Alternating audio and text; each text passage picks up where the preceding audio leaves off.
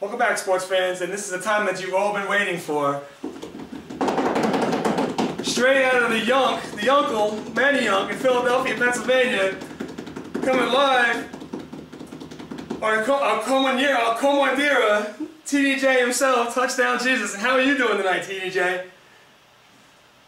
Any better there be two of me. How's everything going back at the Dirty Jersey Sports headquarters? It's going. A little walk-off by Marcus Timms gets the crowd going crazy in here. You know what? Cheers to that.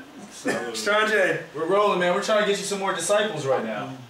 You know what? We're accepting applications as we speak. You know, we're always looking for sports-hungry fans across the entire 95 corridor. We just like to have a good time. Come. I'm looking for everybody right now. Come on. So we know you're a sports guru, and you're a big football guy, and you're going to be our football fan guy for the rest of the duration of the shows. So just real quick now, I know it's still May, but do we have any early predictions on the Super Bowl next year, besides the Jets? Well, I'm going to be perfectly honest with you there, Tim. I do love what the Jets have done this year. You know, Rex Ryan and all 350 pounds of him has assembled a pretty impressive team. You know, they drafted well. You know, they did well in free agency, as you know, with the addition of LaDainian Tomlinson. But I still think that the question mark right there is going to be what's going to happen under center with Sanchez. You know, he had his rookie mistakes. He did have his bumps, you know, but he still got him to the AFC Championship game. But, you know, so I think that the Jets are, no doubt, they're going to be in the mix. I also think the Ravens are going to be there as well. I think the maturation of Joe Flacco growing up before our eyes, he's got the, you know, he's got the arm strength, you know, he's got the defense behind him as well, so he really doesn't have to win too many games himself. Plus, he got the acquisition of Anquan Bolden, which is only going to make him a little bit more efficient as a QB himself. The emergence of Ray Rice, he's a future superstar in this league. You know, they're going to be right there, too. That could be a preview of the AFC Championship, then. So that's the AFC. That's the AFC right there. You know, that's just the AFC. In the NFC, I think you're going to have to think. You got to say that the Saints are going to be there. You know, once you get that taste of victory and you know what it takes to win, it's going to be hard to dethrone them. Is what I'm saying. You know, it's going to be hard to get them off that. But if Favre comes back, I don't know if he can replicate that season and, you know, get them to where they were. I still think they were the better team in the NFC. They should have won that NFC Championship game. So right now, if I had to go out and wager some kind of guess, I would have to say that it's going to be the Baltimore Ravens against the Saints. That's what I'm saying. I think it's going to be the Ravens against the Saints. Ravens-Saints. Okay, Ravens Saints, you heard it here first here at DJS. We have you on record, Messiah. I wrote it down. Yeah, have me on record. Yeah, hold me to that. We'll look at this video, you know, in January of next year.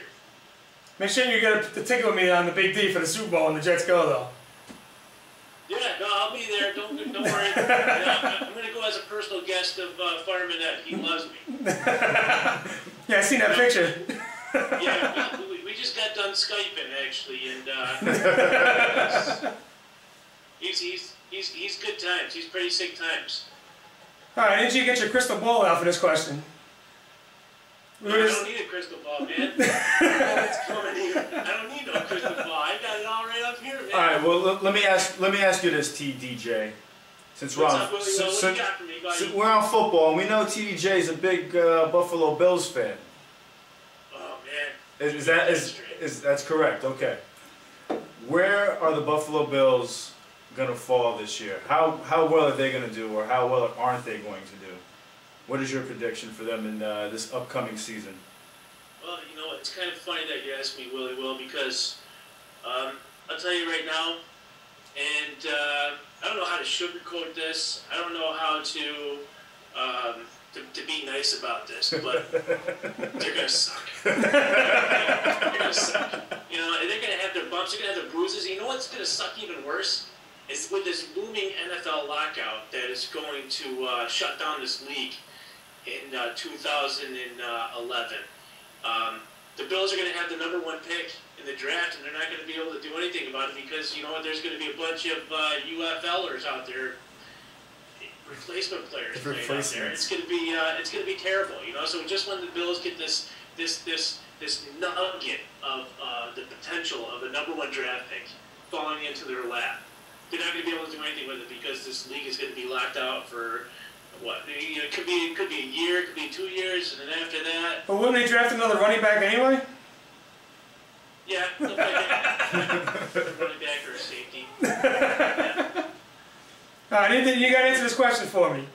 Everybody in New York is going LeBron crazy. Where's LeBron going to end up?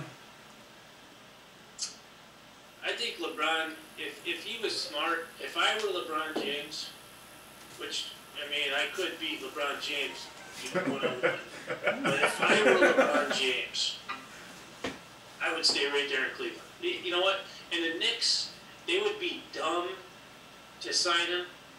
So would it Chicago, the Heat, any team would be dumb to sign LeBron James. Because when you're signing that, you're just signing all these expectations that are going to come with this guy. You know, you're going to also assign his posse too. You know, you're going to have Jay-Z, you're going to have whoever else he's got rolling up with him in the stadium. You know what I'm saying? Stay in Cleveland, LeBron. Do what's good for basketball. Do what's good for you. But do what's good for Cleveland, the armpit of America. Thought that was New Jersey. do it for Cleveland. Do it for touchdown Jesus. But I got the best I got the best result for you then. You sign with the Knicks, so then LeBron comes here and he's a sidekick. There's no pressure anymore. Well, the thing is, I mean, I've approached Donnie Walsh about that proposition itself, and Donnie Walsh says that I would have to lose the headdress and the sunglasses and the beard. I told him, why don't you just tell me not to be me, because that is touchdown Jesus right there. This is touchdown Jesus. You know, but there's no doubt that I would light up the garden on a nightly basis. 50 points a game? You should see me. I dribble penetrate like no other. But can you shoot the three? I'm a dribble penetrator. Can you knock down the jumper though? I only do shoot fadeaways. I shoot fadeaway threes. All right, touchdown. One more question, and we'll let you off the hook. You can go back to ruling the sports world. All right, so I know you're in the Philadelphia area. That's where you're residing right now. But the Flyers being in the finals in the hockey playoffs, and it's Monday, so they won Game 1 already. What's the feeling like down there? Is it obnoxious as every other sport that they play in?